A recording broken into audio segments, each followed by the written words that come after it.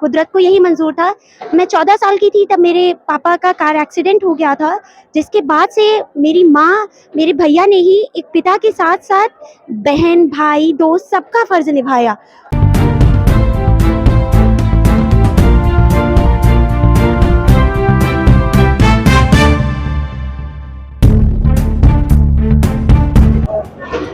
राज्यपाल माननीय आनंदीबेन पटेल जी के हाथों द्वारा एक छात्रा सम्मानित हुई हैं। सीधा सा बात करते हैं इनसे, इनका नाम जानते हैं, क्या नाम है? जी, मेरा नाम शुभी सिंह है। मैंने आज एमएससी वनस्पति विज्ञान से गोल्ड मेडल प्राप्त किया है। मैं एमएलके पीजी कॉलेज बलरामपुर की छात्रा हूँ।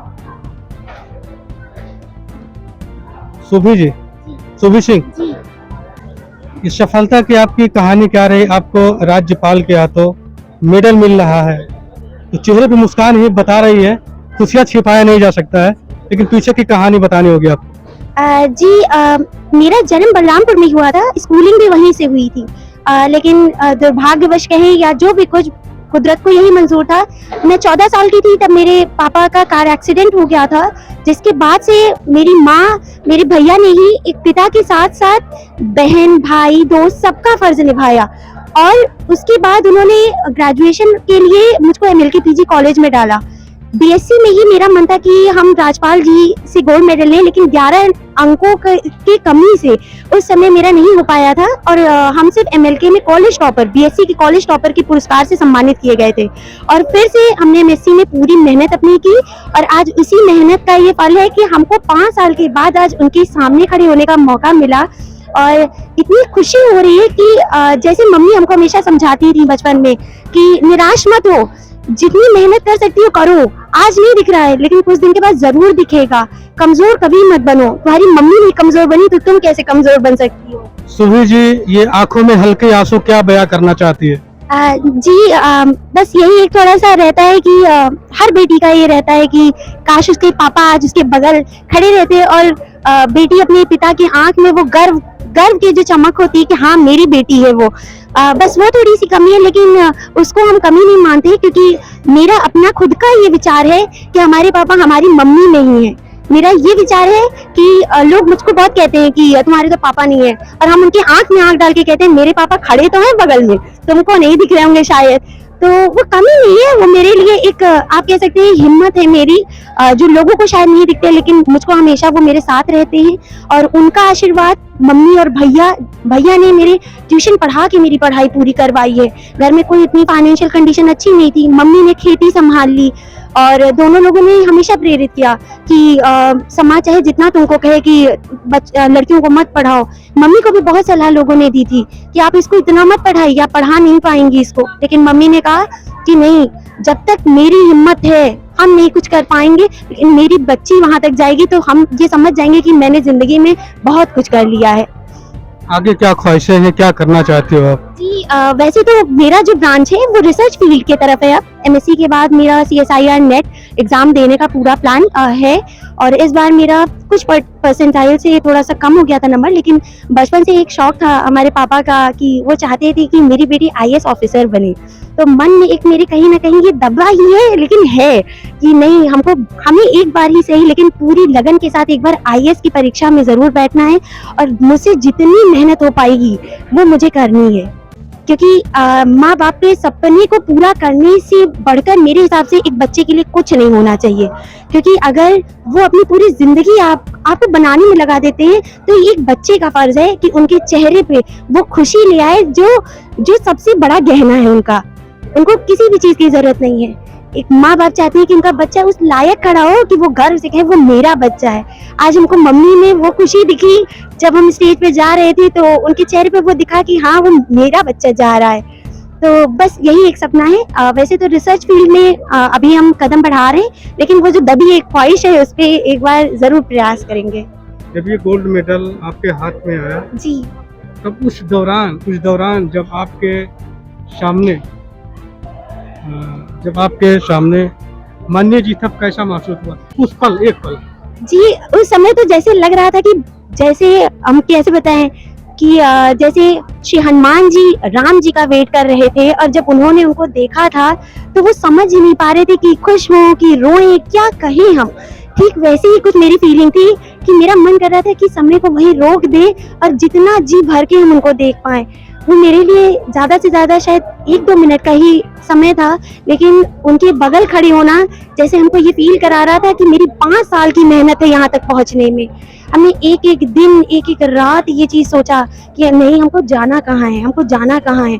और आज जब उनके सामने गए और उन्होंने हमसे पूछा भी कि आगे चल के आपको करना क्या है, तो हमने बोला कि मैम IAS ऑफिसर बनने का सपना। तो उन्होंने कहा बिल्कुल, बहुत अच्छी बात है। तो जैसे लगा हमको कि एक बच्चा जैसे होता है कि वो बिछड़ा हुआ था और उसके ऊपर किसी ने एक प्यार से हाथ फेर दिया और फिर से एक मोटिवेशन दे दिया कि नहीं, अभी तुमको ये मिला कोई बात नहीं, अभी तुमको और आगे जाना है, यहाँ रुकना नहीं है, तुमको अभी और आगे जाना है। और राजपाल जी से तो खुद हिम्मत मिलती है और लड़कियों को तो खास कर ही मिलती है, क्योंकि वो खुद एक महिला होकर उन्होंने हमेशा लड़कियों को प्रेरित किया है। उन्होंने उनको समझाया है कि आप अपने सपनों के लिए स्वयं लड़िए। कुछ लोग कहते हैं कि हम गरीब हैं, हमसे नहीं हो पा रहा है, हमारे पापा ये करते नहीं हो पा रहा। मेरा मानना ये है कि परिस्थिति किसी की खराब नहीं होती है, हमारे अंदर वो शायद वो एक हिम्मत नहीं होती लड़ने की। अगर हम हिम्मती हो तो चाहे जैसी परिस्थिति हो, हम लड़ के अपने सपनों को पूरा कर सकते हैं।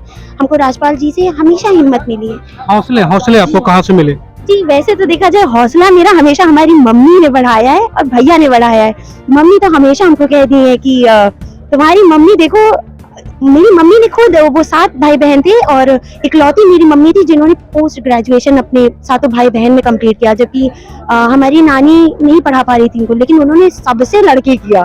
तो हौसला जो बढ़ाने का काम है वो हमेशा मम्मी ने, भैया ने और हमारे जितने भी गुरुजी लोग हैं, जितने भी टीचर्स हैं, उन्होंने हमेशा हौसला बढ़ाया है। तो सुभी जी, जो जहाँ आप बिलोंग करते हैं, ग्रामीण क्षेत्र है कि शहरी क्षेत्र क्या है? जी, वैसे तो घर जो है वो मेरा गांव एरिया है, थोड़ा मतलब विकसित नहीं है, लेकिन धीरे धीरे डेवलप कर रहा है। परिवार का जीवन यापन कैसे होता है? खेती बाड़ी क्या कुछ है? नहीं, मेरे पापा जो थे वो पुलिस डिपार्टमेंट में थे, इंस्पेक्टर के पोस्ट पे थे, लेकिन उस समय हम और मेरी भैया की एज बहुत छोटी थी, तो इसी वजह से कुछ आप कह सकते हैं घर की पारिवारिक स्थिति या जो भी कुछ, मुझे ज्यादा पता नहीं इस बारे में, लेकिन जो मेरी पढ़ाई है उसका पूरा जो आप कह सकते हैं इकोनॉमिकली जो था, ये फाइनेंशियली जो था, पैसा जो था, वो मम्मी ने खुद खेती संभाल के और मेरे बड़े भैया ने ट्यूशन पढ़ा के ही किया है। मेरी 9th आप कह सकते हैं 14 साल की जब मैं थी, तब पापा का एक्सीडेंट हुआ था, उसके बाद भैया ने ट्यूशन पढ़ाना चालू कर दिया था और उन्होंने ट्यूशन पढ़ा के मेरी स्कूल की फीस जमा की, कॉलेज की फीस जमा की, और आज आप जो भी मुझको देख पा रहे हैं वो इन्हीं दोनों लोग का श्रेय, प्लस हमारे जो टीचर्स थे, हमारे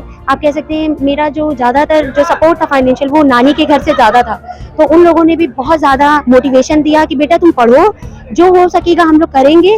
और सबसे ज़्यादा जो एक बच्चे के लिए था मानसिक सपोर्ट, मेरे हिसाब से फाइनेंशियल सपोर्ट उतना कोई खास नहीं है, मेरे हिसाब से वो बच्चा खुद भी संभाल सकता है, इतने हम लोग बड़े हो गए हैं कि अब थोड़ा ही सही लेकिन संभाल सकते हैं, लेकिन एक बच्चे के लिए मानसिक सपोर्ट जो होता है, क्योंकि वो इस पढ़ाई के दौरान कई चीज़ों से गुजरता है, कई ऐसी भी परिस्थितियां आई जब हमको लगा कि शायद हमसे नहीं हो पाएगा, क्या मतलब 3 साल हमने प्रयास किया था, मेरा सिर्फ 11 अंक से सोचिए रह गया था, और उस समय कॉलेज टॉपर की पुरस्कार से सिर्फ एक होता नहीं कि आपको बस ये मिल गया और आप शांत हो जाइए, फिर भी मम्मी ने कहा नहीं बेटा तुम अभी आगे, तुम्हारे पास है मौका।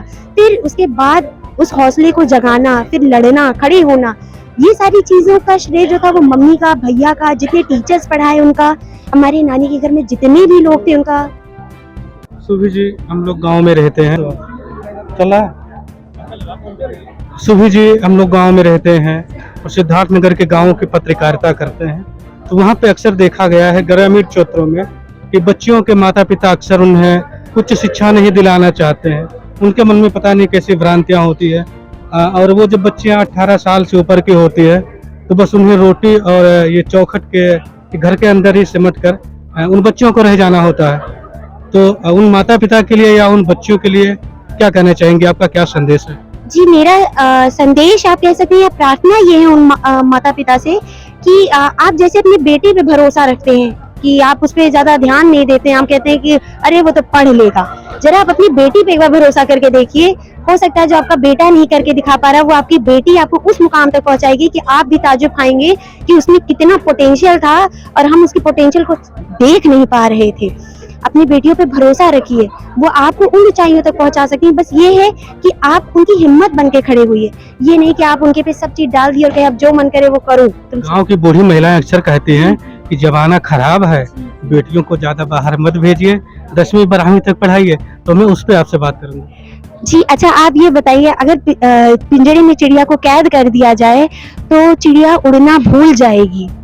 उन बुजुर्ग महिलाओं को मेरा यही संदेश है कि आप अपनी चिड़िया को उड़ने दें।